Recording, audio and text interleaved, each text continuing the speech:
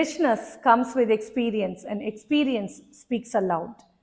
The guest today comes with a rich experience, and his profile speaks aloud.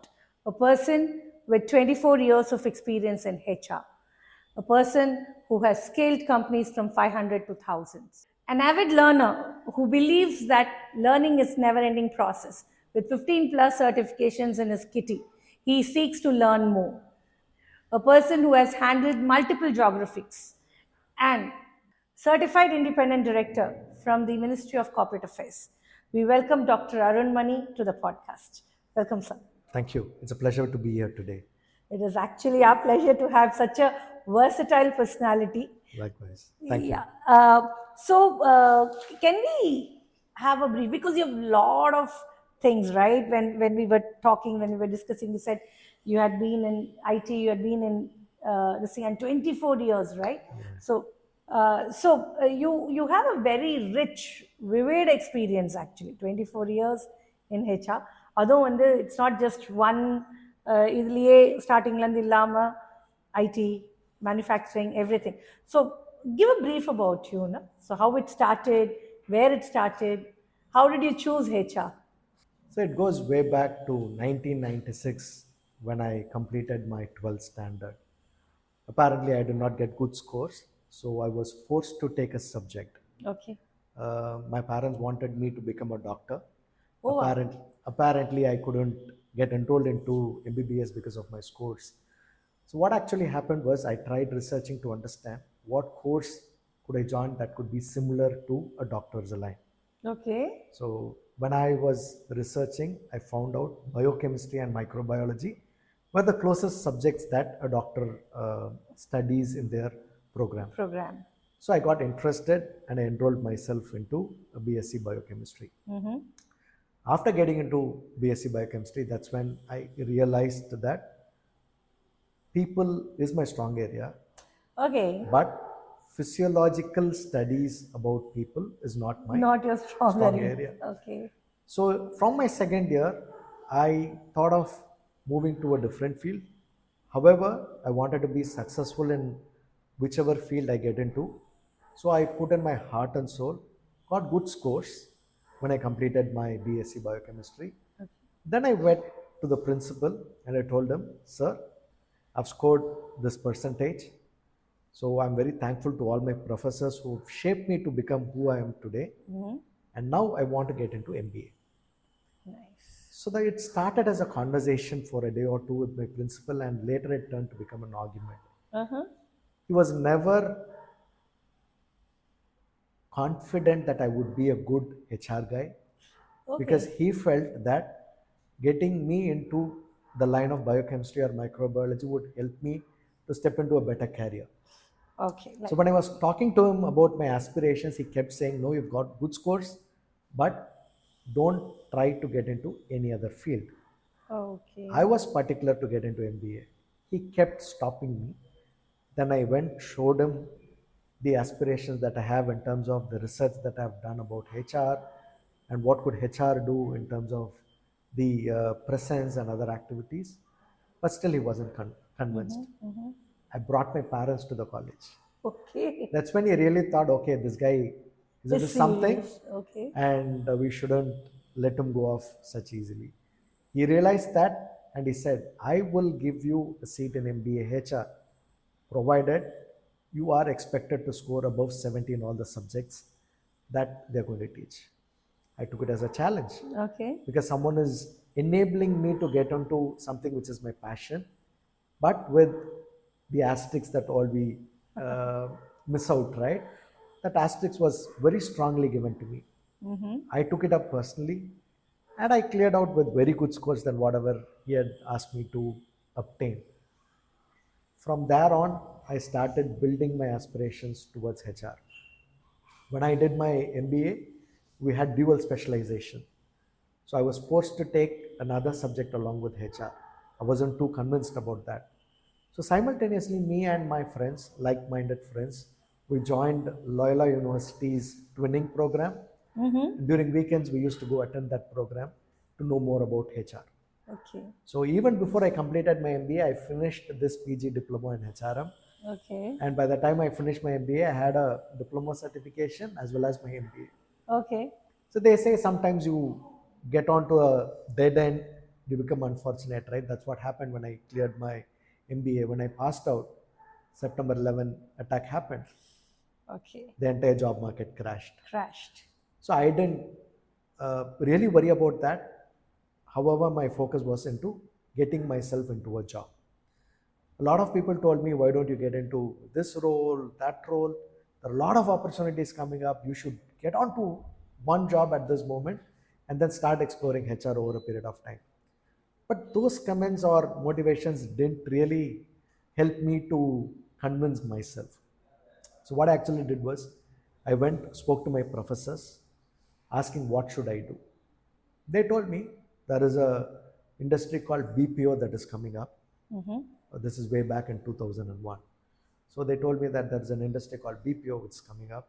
I think that should be the next upcoming industry over a period of time, and there should be a lot of opportunities for youngsters. I started researching about BPOs, and then I attended a couple of interviews and I got offers. Finally, I decided to join a company called Alsec Technologies. Alsec Technologies. Right. I joined them as a customer support officer. But the question was, Arun, your aspiration was to get into HR, but why did you join Alsec into their operations department? Operations. Right? There are two things. One, the way the interviews were conducted compared to the other organization that I attended.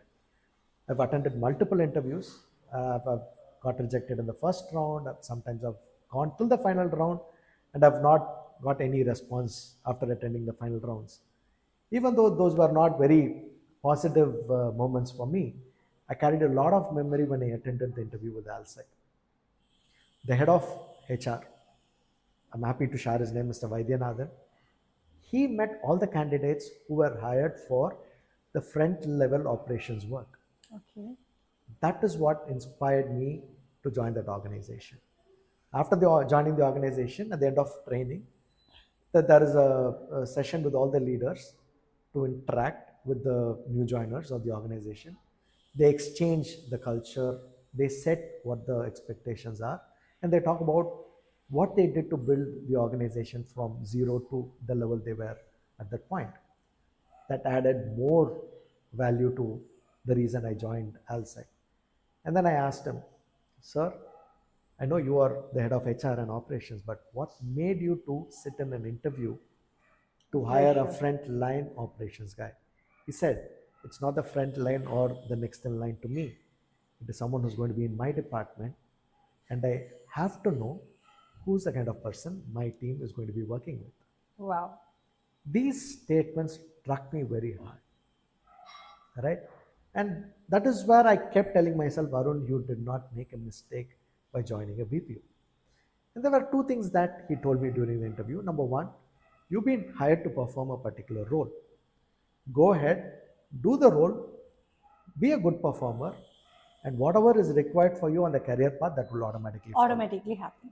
Number two, this organization is built only with existing employees, which means every employee who is a current manager, a trainer, or an assistant manager, or even a team leader for that matter, have once joined the organization as a customer support officer, the position that I have joined, right? And he said, don't worry, you will keep getting opportunities because we are growing. True. Don't feel bad if you don't get through in your first interview. Keep preparing yourself, and one point you will definitely know what is it you have to do to move from this role to the HR role. I blindly followed his words. I was one of the top performers in the business that I was associated with, and at the end of 8 or 9 months, when I was in the night shift working for a UK client at that time, I got a message from my team leader saying, hey, Vaidhi wants to meet you. And then generally, it's not a good sign when a team leader comes and tells an employee that a head is calling you, a HR is calling you. That's generally not a very good sign, right? So I didn't bother because I was very sure that I didn't do anything wrong. And I was meeting or above the expectations, whatever was said to me. I walked into his room and he said, there are two things you shouldn't have done. Oh, I asked him, what is it? He said, one, being a good performer all this while, and number two, supporting the recruitment team on and off when they have a requirement. I okay. said, why do you think I shouldn't have done it? He said, with a with a great smile, that is the reason why you are getting into HR from tomorrow. Oh, wow. Right? Okay. So I still remember these moments because they are not just a conversation. In moments They, to they cherish. absolutely they struck me so hard that I still tell my team members whenever I go to college, I tell them what is it required for them to be an employee, be a trustworthy employee, being a performing employee. At the same time, how do you grow? Okay. Simple things, focus, Correct. right? Absolutely. So from there on, my HR journey started. Okay. And even before I got into HR, weekends I used to support the recruitment team for their hiring requirements because Okay. we were growing. And apparently, the projects that I was working in, we were having manpower shortage. So I thought helping them would ease out the manpower shortage crunch. And at the same time, helping HR, I would also get to know what they actually do, Do. how they do. And it becomes easy for me when I get into that role. True. So the vision was always HR Yes, completely. absolutely. That's what made you help, what you call help, basically, what you did with the HR team. See, it's always a win-win situation, right? I help them, they help me They to know help the you. process. So it's always a win-win situation that when it comes to HR specifically, because in today's scenario, or at least in the last 20 years that I've seen HRs, most of them, when I meet them during a recruitment or meet them during an interaction, they tell me, I do my job to the best. My KRAs are met, but I'm still not recognized. Okay. So I hear mostly people from HR and admin making these comments. But still, there's a lot of value that we as HR or admin heads we Definitely. add to the business. But sometimes it does not go to the level of visible level that we expect it to happen. And mostly it is because being a HR, we are very poor in marketing ourselves. I would That's also definitely say that. I learned it over a period of time. okay. It's not blowing your own trumpet. It's at the end of the day saying or shouting out saying, hey, we did well. We did that. Being a HR, you are responsible to run the entire organization's rewards and recognition. True. However, you fail to reward or recognize your own efforts and your team members' efforts. Of course. So if you don't celebrate your success, nobody is going to help you celebrate that. Well, how would that happen? See, for example, a team member you can, right? But how do you celebrate your own success? It's again what you said, blowing our own trumpet, right? So, See, when I was, one example again, when I was with the operations team at Alsec, I used to spend weekends with my HR team. yes. That was recognized even though it wasn't voiced out. Okay.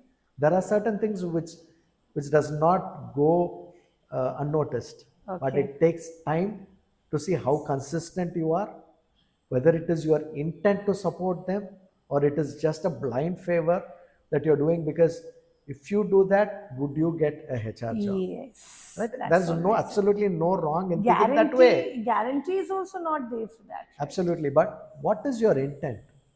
What level of consciousness are you in while supporting someone? True. It's like a tit for tat, right? I do something good for you and I expect you to do it. That doesn't happen most of the Happen time. most of the time. True. That's really lovely a thought to think about. So you have seen all. When I say all, you started it with BPO, you moved on to IT, and then also to the manufacturing, right? And again back to IT now, right? Right. So, what are the differences in each industry as such you find, uh, predominantly for the freshers, like from the freshers recruitment process or whatever it is in that? So if you ask me about a common factor that I see in all these industries,